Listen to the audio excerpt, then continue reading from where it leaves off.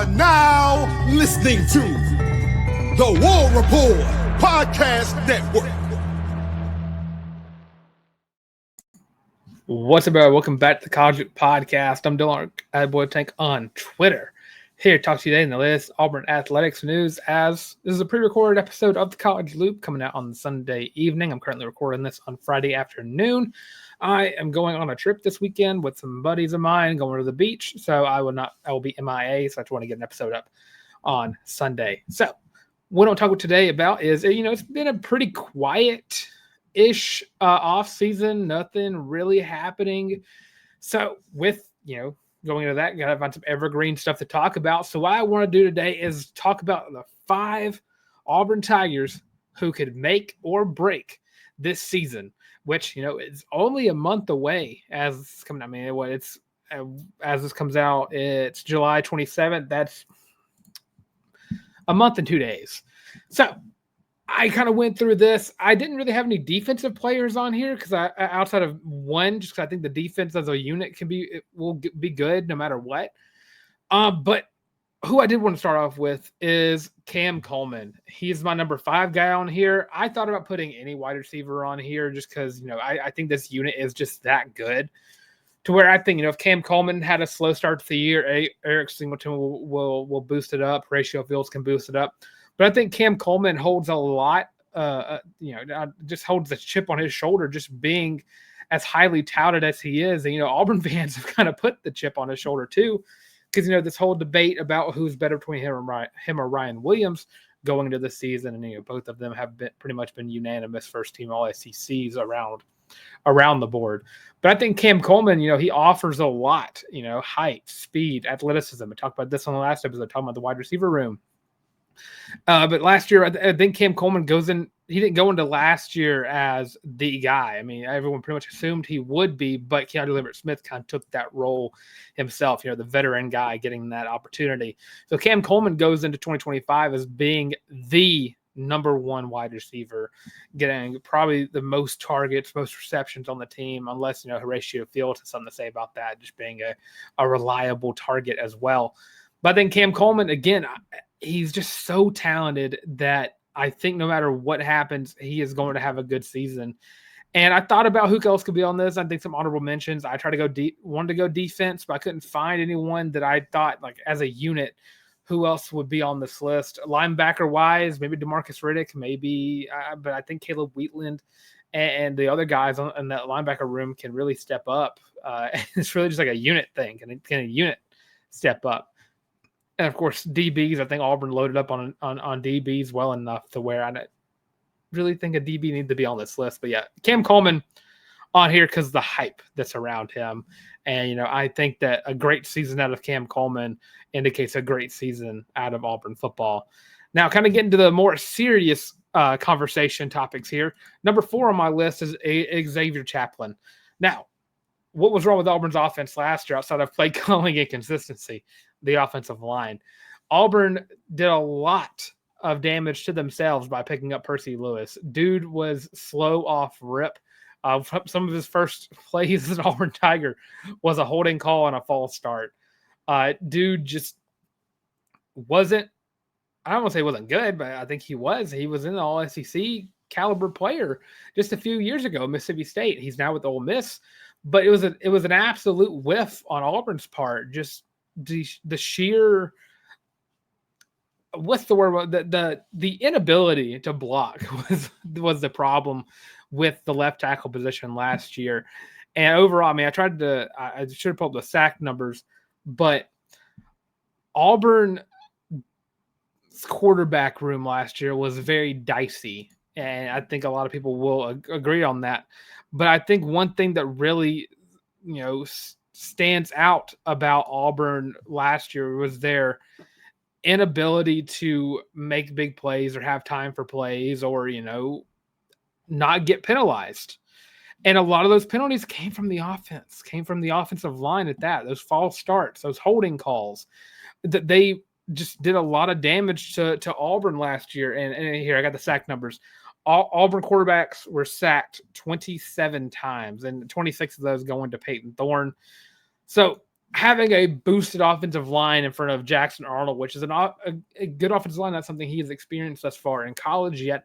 I think this unit interior wise with Connor Lew, Jeremiah Wright, and Dylan Wade is a very good unit. And I think you add in guys like Mason Murphy out of USC and Xavier Chaplain coming from Virginia Tech, who I think is going to be the I don't want to say the staple of this offensive line because Connor Lew is very good, but a guy who, we're talking about right now getting NFL looks. I think Xavier Chaplain is going to be a standout performer on this offensive line. I think getting him, I think Eric Singleton was a great pickup, but I think when it's all said and done at the end of this year, we're going to be talking about Xavier Chaplain as the best transfer pickup of the offseason for Auburn football. Unless Jackson Arnold does very well, then, it'll be him. But you got to look at Xavier Chaplain because, it's the guys blocking the quarterback that make the quarterback. So with that, going on to number 3 on my list, that's Alex McPherson. Last year was one of the worst years special teams wise Auburn has seen in quite some time. And I'm not just talking about the punting situation because, at the end of the year, the punts weren't all that great. Oscar Chapman kind of had a dip at the end of the year. Kick punt returns, as bad as always. I think Auburn's only touchdown on the special teams play was because of a blocked punt. But kicking was the issue. And there were a lot of games last year that Auburn lost because of missed opportunities from the field goals. And, I look at Cal, you lose by 7 points. You lose by 10 to Arkansas. Oklahoma, you would have beat Oklahoma had you made your kicks. And I respect Ian Vachon for stepping into a tough situation after Towns Magoo. I respect Towns Magoo for staying true and staying with Auburn at the offseason. I think Towns Magoo has a lot of talent. He just got thrown into the ringer earlier than he wanted to. Now, Alex McPherson, I believe, is still dealing with his health issues, but from all I've been hearing from Hugh Freeze, McPherson should be ready to go by the beginning of the year. And, McPherson has already stated that, he is ready to get back at it. So I think Alex McPherson, you can't have a good Auburn team without having a good special teams. I think that's kind of synonymous with Auburn is just how good they are producing special teams players and kickers. Daniel Carlson, Wes Byram, Cody Parkey. If you're a Bears fan, you probably don't feel that way about Cody Parkey. Just going even further back than that, Auburn has always been known for having good kickers. And Alex McPherson is next in line to be one of the great kickers Auburn has produced. Just had a speed bump in a second year as a starting kicker. But yeah, he's been great thus far. So if he's ready to go and good to go, I think he's going to have a great year. But I do think he is one of the important pieces of this team because Auburn needs to be able to score.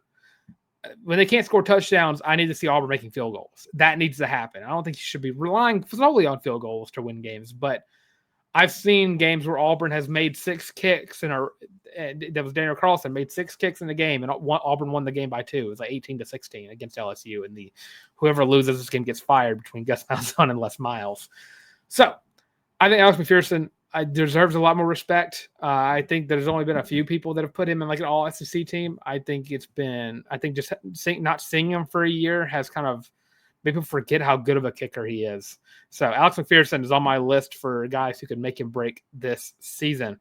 Number 2 on my list, I have Kendrick Faulk. Now, this is my first defensive guy on my list, my only defensive guy on this list. I think Kendrick Faulk is going to have a great year no matter what. He is an outstanding player. I think he could make an argument for being on an all-time Auburn team if this year goes as planned. Like last year, 7 sacks in the year. He was on pace to break Nick Fairley's record until people started double-teaming him. Now, ultimately, I don't think that the defense is solely, what's the word? Not surrounded. I don't think this defensive success is based around Kendrick Faulk's success. I think Kendrick Faulk does a lot of good things for Auburn just by defensive line. I think Kieran Crawford, if he has a great year, you can credit that to Kendrick Faulk getting a lot of attention. And then if Kieran Crawford's getting a lot of attention, Kendrick Faulk will succeed. I'm just say Kendrick from now on. But if they're both going at it, there's nothing you can really do. I think both those guys are really good at getting to the quarterback. But Kendrick it's another thing with like Kim Coleman, all the hype surrounding him going into this year. I think he has to have that great year to really show off how good this defense is. Kendrick can be one of these top end defensive players in the nation, up for awards by the end of the year. I forgot what the defensive line awards are. I think the Lombardi is the award. I think Kendrick could be on that list for those guys. He has earned that respect, and I think he's one of the most important pieces of this team going into this year, because I don't want to say a lot of the success banks on him, but if Kendrick has like 10, 11 sacks at the end of the year, I think Auburn's defense is going to be right there in the top 10 in the country at that point. So, and to kind of round out the list, I think pretty much anyone would understand or know who exactly number one on this list would be. Last year, Auburn did not do so well when it came to not turning over the football, but neither did this guy. So my number one on this list is Jackson Arnold. Now, there's a lot of confidence surrounding Jackson Arnold from the coaching staff and from him himself and from the fans. We all believe that Jackson Arnold can emerge as a good quarterback for Auburn. And, he was highly touted as a recruit, 5-star plus coming out of high school. And, he needed a change of scenery. Oklahoma wasn't doing it for him. He was throwing to youth league receivers as his starting group. And, he had a turnover issue as well. So he comes to Auburn and, he explains how much he wants to play in this RPO offense. And Hugh Freeze, the suspected quarterback guru, sees a 5-star plus quarterback and starts to salivate. Because why wouldn't you? Jackson Arnold, he rushed for like 200 yards against Alabama. He had a busted wide receiver room, was able to take down Alabama pretty much on the weight of his own legs. But I think whenever you go into like last year with Peyton Thorne, you kind of just got stuck with them. And that's what it felt like. You kind of banked a lot on trying to get some guys that you wanted in the previous year. You didn't want to spend money on Cam Ward this past year. So you got left with Peyton Thorne. And then a couple games in, you gave up on the experiment. You threw in Hank Brown. Well, then Hank Brown didn't work out the week after that. So you put back in Peyton Thorne. And then you just got this vicious cycle going on. The season ends and you lose all 4 of your quarterbacks that threw a pass for you. I would say you even lost all 5 guys that threw a pass for you, because Darquez Hunter also threw a pass this past year. It was an interception at that point too. So you go into this offseason, you pick up Deuce Knight, you pick up Jackson Arnold, you get Ashton Daniels, and the group starts to mold. It's Auburn's like highest ranked quarterback room ever. And all eyes are on Jackson Arnold this year. And I think a lot of Auburn's offensive success, despite having Eric Singleton and Cam Coleman and Perry Thompson, Horatio Fields, Damari Alston, Jeremiah Cobb, Preston Howard, Alvin Henderson, Darrell Robinson, Xavier Chaplain, Mason Murphy, Jeremiah Wright, Connor Liu, Dylan Wade, Brandon Frazier, just naming all the offensive players. Despite all of those guys, Auburn's offense depends on who is the guy taking the snap behind Connor Liu, who is the guy handing off the football to Damari Alston, who is the guy that we are trusting to throw the ball to Cam Coleman. That's Jackson Arnold. If Jackson Arnold doesn't have a good year this year, Auburn doesn't have a good year this year. I don't think Deuce Knight will get thrown into the ringer until 2026, if that's the point. But, if Jackson Arnold doesn't work out, Jackson Daniels goes in. If he doesn't work out, you got to put in Deuce Knight, and that's a red shirt you burned. And, who knows what that season turns into. So I think going into this year, and I think it was pretty obvious from the get-go. He's put him on the thumbnail. Jackson Arnold is the most important player going into this year. All eyes are on Jackson Arnold. There's a giant chip on Auburn's shoulder, and Jackson Arnold has the power to shut up every doubter, has the power to shut up every hater just by going out there and playing the brand of football that he is good at, which is this RPO scheme, which is showing off his legs and just kind of making those home run throws that he has exclaimed that he enjoys doing, and that's why he chose this offense.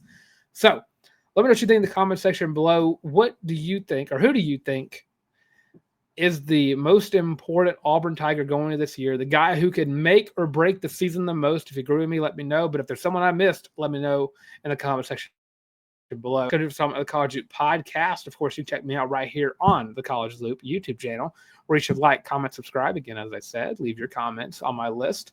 And don't forget to check us out over there on social media, Instagram, TikTok, Facebook, Instagram, the works, all of the College Loop. You can check me out on Twitter at your boy the Tank, at YABOY the Tank. Also got me on Instagram as well at Larck, DYLNLRCK, if you want to get my personal life. But also, I got Tank Talks Football covering all things SEC. Got some big things planned over there, and we'll give a shout out to that whenever it starts happening. But of course, check me out on TikTok as well, at your boy the Tank, where you can also catch some SEC content as well. So, that being said, thanks for tuning in to the College Loop podcast yet again. And as always, War Eagle.